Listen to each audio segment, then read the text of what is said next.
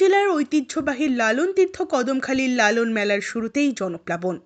পার্শ্ববর্তী দেশ বাংলাদেশে যখন সংখ্যালঘুদের ওপর নির্যাতন সহ লালন ভক্তদের সমস্ত রকম অনুষ্ঠান বন্ধ করে দেওয়া হচ্ছে, সে জায়গায় বাংলাদেশের কাঁটাতার থেকে কিছুটা দূরত্বেই সাড়ম্বরে পালিত হচ্ছে লালন তীর্থ কদমখালির লালন মেলা। নদিয়া জেলার ভীমপুর থানার লালন তীর্থ কদমখালিতে লালন মেলাতে জনপ্লাবন। শুরু হলো সকলের আবেগের ঐতিহ্যবাহী লালন মেলা।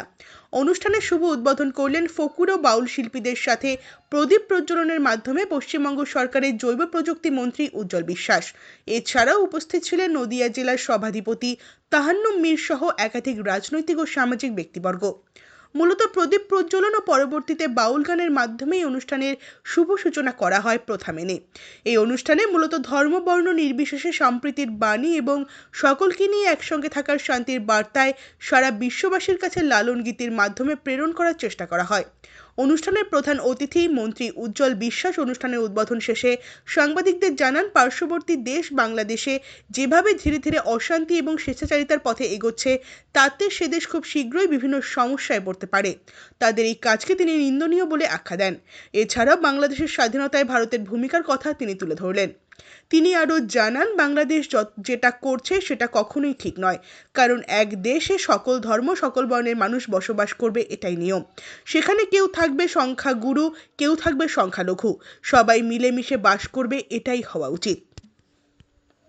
এটা আমরা সিদ্ধান্ত নিতে, আমার বাড়ির পাশেই তো, এখানে আমরা বহু বছর ধরে প্রায় 30 বছর 34 বছর ধরে এই লালন মেলাটা আমি করেছি এবং এখানকার লোকজন সবাইকে নিয়ে,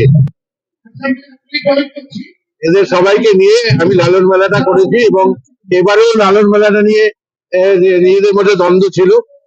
মানে যা হয়, বিজেপি থেকে গেলে লালন মেলা করবে বলে জবরদস্তি করছিল, সেটা আমরা আবার সবাইকে ডেকে প্রশাসন থেকে বললো যে আপনি একটু দেখুন, এত বছর ধরে করে এরা, আপনি থাকলে ঠিক হয়ে যাবে।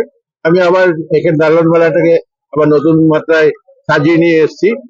ভালোই এটা আজকে কালকে ভালোই উপস্থিতি ছিল। প্রথম দিন হয়, আজকে লালন মেলার মূল দিন এবং এই কদিন ধরে চলবে। আজকের দিনটা আমার কাছে সব থেকে বড় বিষয় এটাই, কারণ আগামীকাল আপনারা জানেন যে আমাদের কৃষ্ণনগর থেকে বেশি দূরে নয়, আপনাদের এই ইয়ের থেকে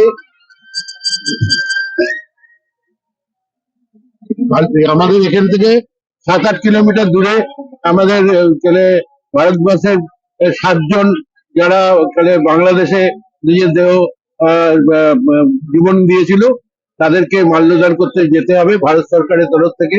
এবং আমাদের বাংলাদেশে যারা জীবন দিয়েছিলেন তাদের জন্য যেতে হবে আগামীকাল। সুতরাং আমাদের সেই দিনটা আমাদের প্রত্যেকের কাছে স্মরণ আজকে করে দিচ্ছে, কারণ আগামীকাল আমাদের যারা জীবন দিয়েছিলেন এবং আমাদের প্রায় 93,000 মানুষ যারা আমাদের বাংলাদেশে যারা লড়াই করতে এসেছিলেন পাকিস্তান থেকে, এবং তারা আজকে জীবন দিয়ে আজকে তাদেরকে গ্রেপ্তার করে তাদেরকে ছেড়ে দিয়েছিলেন ভারত সরকার, এবং তার জন্য অনেকে জীবন দিয়েছিলেন। সুতরাং সেইখানে দাঁড়িয়ে বাংলাদেশের যারা জীবন দিয়েছেন তারা ভুলে গিয়েছেন, এবং বাংলাদেশের জন্য যারা জীবন দিয়েছেন তারা কিন্তু আজকে এই কথাটা স্মরণ করছেন না। আজকে এই দিনটা মনে পড়ে যাচ্ছে। আমরা সবাই মিলে ভারতবাসী আমরা মনে করি আজকে বাংলাদেশটা কোন জায়গায় যাবে সেটা কিন্তু নিজেরা একবার স্মরণ করুন। অনেক মানুষের জীবন দিয়ে বাংলাদেশটাকে রক্ষা করেছেন যারা, তাদেরকে একবার স্মরণ করুন।